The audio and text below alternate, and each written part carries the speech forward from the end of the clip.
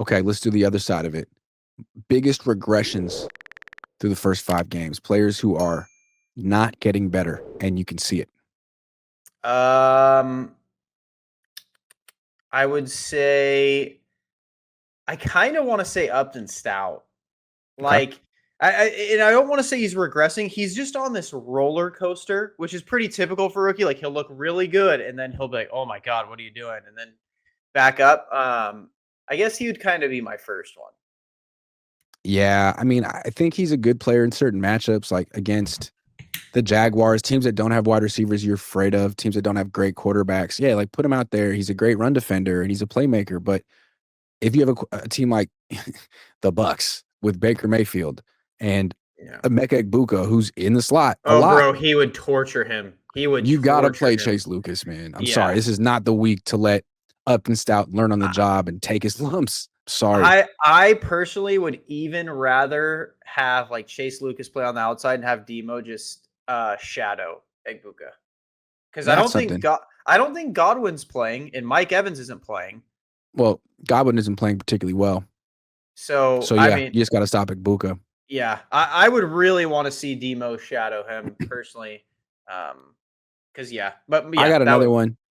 And this guy's on defense too. D Winters. He was playing pretty well, but he got roasted against Arizona. Gave up a touchdown to Trey McBride, and then he gave up 2 touchdowns to Kyron Williams in this Yeah. last game. I mean, he was not even in the frame a lot of times when Kyron Williams caught the ball. I think he might be a little overrated. They drafted Nick Martin for a reason. I'd like to see Nick Martin. Yeah. It's the same thing with Siegel, who's going to be my next one. So we could just talk about both of them. Mhm. Siegel's my regression. He looked really good in preseason, and he's just been really bad since. I feels like they just don't understand coverage. Like you'll see Fred yelling at D Winners, like, bro, what are you doing? Like, why am I alone here? And it seems like a lot of the stuff that should kind of be like second nature is just not with them. Like Siegel's getting mossed, man. Like turn around. You need to have some sort of ball skill. Pause. And he just doesn't.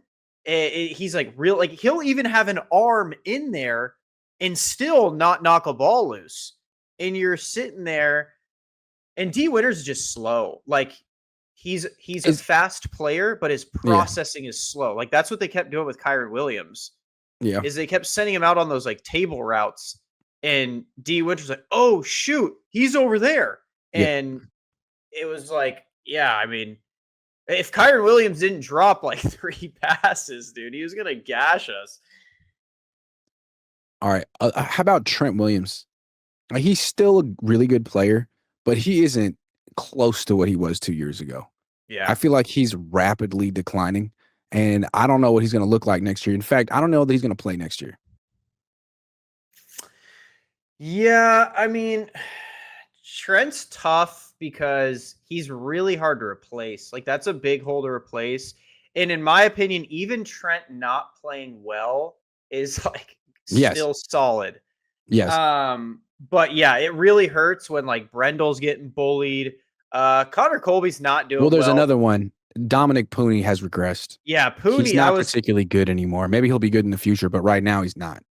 yeah, I was gonna say our interior offensive line's rough. And I don't think that helps Trent. McKivitz being the best offensive lineman was not on my bingo card this year, and it's rough. That's not good. No, that's not good. I think Trent and Pooney. I Trent's is just he's getting old. Pooney's I don't know what it is. I don't know what's going on. Maybe it is because of I don't know.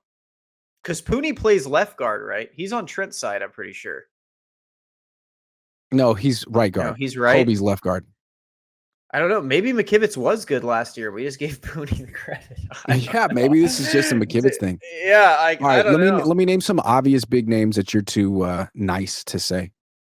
One, Christian McCaffrey. Okay. I don't think he's regressed. I think he's been one, like we just said, the interior offensive line's awful. Two, he's been a way better receiver this year than That's true. anything we've had. That's true. So He's like, regressed as a runner. He's averaging yes. way less than even Brian Robinson in the same system. But he is still carrying the offense in a He's a way. receiver. He's our best Yeah. receiver right now. Like he's And the every other only play one that goes can. to him. He's the only one that can stay healthy. He's one of our best route runners on the field. All Like, right, then let me say the big name that you're clearly afraid to say. yeah. Brock Purdy. I mean, you said through 5 games. If you said through the last year since Christmas 2023, then yeah, I'd say that. Brock Purdy's been this way. Dude, let me give you some Brock Purdy stats. They're mind-blowing. He started his career with the Niners 18-4, Yeah. including the playoffs. Since then, Since what is then, he? he's 10-12. In Yeah. his last 8, he's 2-6 with 9 picks. So I'm gonna say this.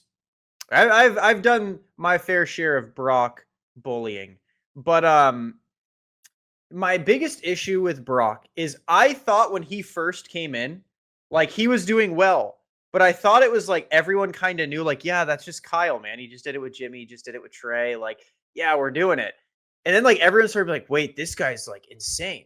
This guy might be the next Joe Montana. And I thought everyone was just kind of hyping it up until next season when I was like, oh wait, people are serious. Like they think this dude's like legit. He hasn't had arm talent the entire time.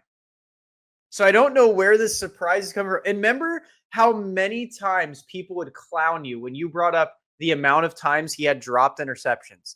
They would always be like, "Oh, Grant's bringing up dropped Only interceptions." reason he went to a Super Bowl is that he hit a defender in the face mask and it bounced to Brandon Ayuk. The only Yes, reason, man.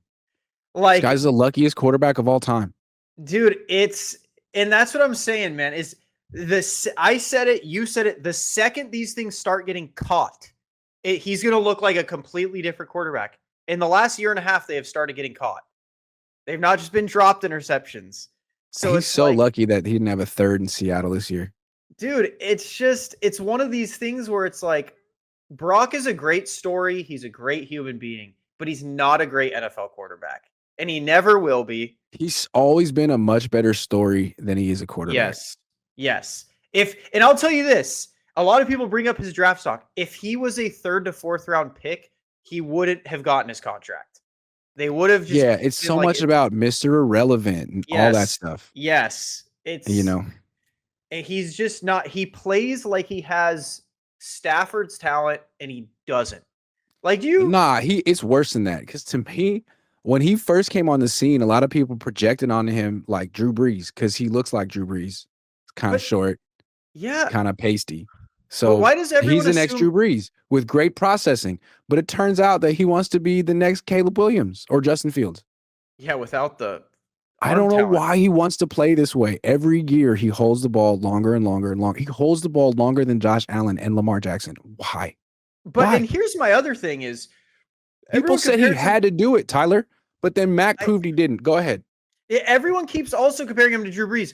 Bro, Drew Brees had zip on his ball. He couldn't throw it 70 yards, but within 20, 25 yards, the ball zipped there. It was a laser beam. Brock's every ball just rainbows to the receiver every time. That's why Jawan's hurt. That's why Ricky's hurt. That's why BA's hurt, is because he is throwing them hospital balls. Like they have no way to get these balls and get down because they have to sit there and wait for them. He's just Also, Breeze missed 0 games between 2005 and 2014. yeah. He was essentially a very durable And quarterback. yeah, and that's another thing. Whether you think Purdy's good or not, his health has been unacceptable. Like absolutely unacceptable to be a franchise quarterback. Also, Drew Brees, like he threw a bunch of picks early in his career when the league was different, but for his career, his interception percentage was 2.3. For Brock's career, his interception percentage is 2.7. When Jimmy was on the Niners, his entire time, his interception percentage was 2.6.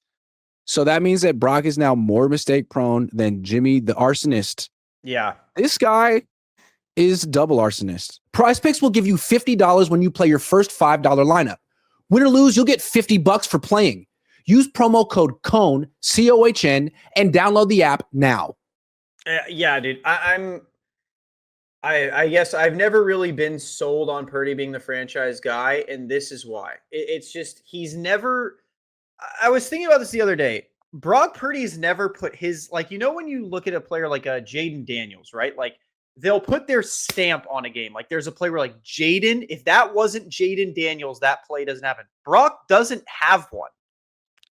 Also, like, I think a good tell is when a real franchise quarterback gets injured, that team, generally speaking, is in the technical term for it is absolutely fucked. They stop winning. Yeah. You know what I mean? Like, I mean, dude, look at the Bengals. if Josh look Allen at the went Ravens. down, the Bills would stop winning. They would cease to win. And we're seeing that with Lamar Jackson right now on the Ravens. But if Brock just went down and guess, they're doing better. Oh, they're undefeated. Just like when Jimmy went down and they were undefeated with Brock. Like, it's possible. It's just the system. And yeah. And that's the thing, man, is like, I never understood why like people forgot about Kyle, right? Like you have a lot of the Purdy fans are the same people that say Kyle's like a guru. But then why was Purdy propped up to be this like godsend quarterback?